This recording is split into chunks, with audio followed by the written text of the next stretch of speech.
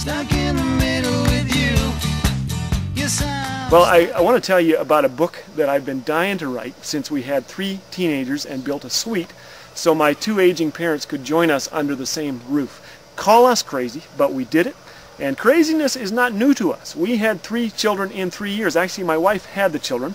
I need to point that out. Suddenly they are teenagers, and they're crazy. You remember when our kids were so small, we would get them to just pray that they would sleep through the night.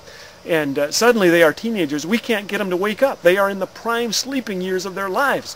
My son Jeffrey went to Bible camp last summer, slept a full 23 hours in a row, weary from memorizing scripture, apparently. Well, we used to beg them to finish eating their broccoli, remember? And suddenly they are teenagers. They finish their broccoli. They finish our broccoli. They go over to the fridge. They clean that out. The freezer, the pantry, the dog dish. They look at the dog dish and they think, how bad can that be? Oh, kids, teenagers. Someone asked me, what do you do? I said, I'll tell you what I do. I shut lights out. I follow teenagers around the house. Full-time job, shutting lights out. My son Jeffrey got home recently. He looked at me. He said, Dad, I'm thinking of getting an earring. Maybe 7 of them. No. And I said, well, Jeffrey, that's quite a coincidence because I was just thinking of getting all my pants hemmed up just below the knees and getting a t-shirt that says, I'm Jeffrey Callaway's dad. Ah, kids, 3 in 3 years. Someone said, what is that like? I said, the anesthetic from the first birth was still working for the 3rd. And they said, no, really, what's it like? Well, I'll tell you what it's like. We are far more satisfied than the guy who has $3 million. How so? Well, the guy with 3 million wants more. We really are thankful for our kids. This book is going to have a little advice for parenting teens with grace and with laughter. But you know what? Laughter isn't always easy to come by. In the midst of all of these things going on in our lives, stuff began to happen that I did not want to write about. I'm a humorist. I'll read a little bit from one of the chapters I'm writing for help. I am stuck between my kids and my parents. And here's how it goes. Comedy was not my first choice. I wanted to be strong and good looking. I wanted to have girls talk about me in front of my back. But I discovered early that the gals weren't looking for a sense of humor. They wanted solid, chiseled features and money. I had neither. So my dad tried to console me. Poverty is hereditary, he said. You get it from your kids. A sense of humor is too. I got it from my dad. I grew up in a family where laughter was a staple.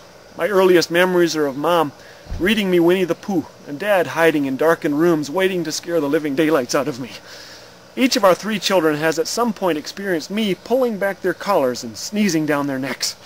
I got the idea from my dad. The older I get, the more this sense of humor is coming in handy. Mom and Dad lie in separate beds in a hospital now, not quite knowing where they are. Each time I visit, they ask me about it, like it's the first time, and I explain it. And the lights come on, then quickly fade. I once asked my dad the secret to their lengthy marriage, and his eyes twinkled. Senility, he said, and it was funny back then. The phone woke me one morning. It was Dad. Someone stole my pants, he said. Where's my wallet? Can you bring me some money? I told him I'm loaded. I'll be right over. Hurry, he said, I'm going out to see a movie. By the time I had arrived, he'd forgotten why. What are you doing here, he asked. Don't you work? Ah, Dad. Tonight, Mom is listening to beautiful hymns on a CD player she can't operate and smiling with her eyes closed. Tell me about the kids, she says. Dad is concerned that he's misplaced the keys to the car. A car that no longer runs, hasn't in years. I tell him they're around here somewhere, Dad. Don't worry. I'll find them. I can't believe I'm lying to my dad. Surely they have manuals for this kind of thing, but I'm learning as I go. I brought along a book, and I read it to my mother. It's the same tattered copy of Winnie the Pooh that she read to me when I was 4. And as I leave tonight, I take part again in this grand role reversal, whispering good night to the woman who tucked me in with 1,000 good night kisses. God bless you, I say.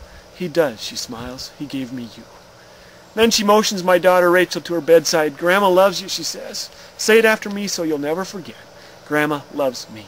Rachel smiles and wipes a tear. Dad is seated in a nearby chair, getting ready for a trip, he says. Going back to Ontario where he spent his boyhood, going to see the tall oak trees and swim in the Elora Gorge. He smiles as he tells me this, and I wonder if it's not the most profound thing he's uttered in years. We're all getting ready for a trip, aren't we? Packing light, going home.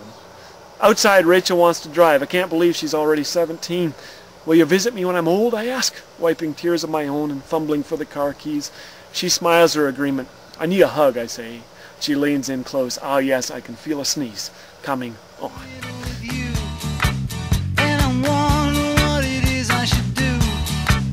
It's so hard to keep the smile from my face.